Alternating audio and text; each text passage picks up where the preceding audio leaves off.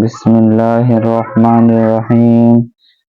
হযরত আবু যর রাদিয়াল্লাহু তাআলা আনহু হতে বর্ণিত আছে যে একবার শীতকালে হযরত নবী করিম সাল্লাল্লাহু আলাইহি ওয়াসাল্লাম বাহিরে তাশরিফ আনিলেন। তখন গাছ হইতে পাতা ঝরিয়া পড়িতেছিল। তিনি গাছের একটি ঢাল ধরিয়া ফেলে উহার পাতা আরো বেশি করিয়া ঝরিতে লাগিল।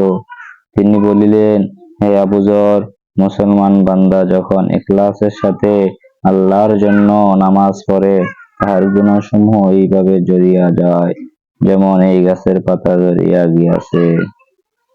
ফায়দা: শীত মৌসুমে গাছের পাতা এত বেশি ঝরিয়া পড়ে যে কোনো কোনো গাছে একটি পাতাও থাকে না।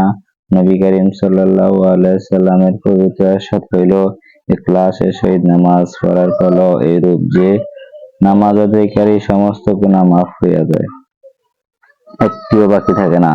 তবে একটি বিষয় বিশেষভাবে লক্ষণীয় যে পবিত্র কোরআনে বিভিন্ন আয়াত ও হুজুর সাল্লাল্লাহু আলাইহি ওয়াসাল্লামের বিভিন্ন হাদিসের কারণে উলামায়ে কেরাম অভিমত এই যে নামাজ ইত্যাদি ইবাদত সমূহ তারা শুধু সগীরা গুনাহ মাফ করে থাকে, কবিরা গুনাহ তওবা ছাড়া মাফ হয় না।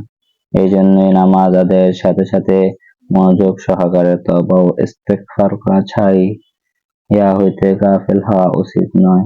অবশ্যই আল্লাহ তাআলা যদি আপন দয়া ও অনুগ্রহে কারো কবিরা গুনাহ মাফ করিয়া দেন তবে উহা ভিন্ন কথা। আল্লাহ তাআলা আমাদেরকে ৫ ওয়াক্ত নামাজ জামাতের সহিত আদায় করার তৌফিক দান ফরমান।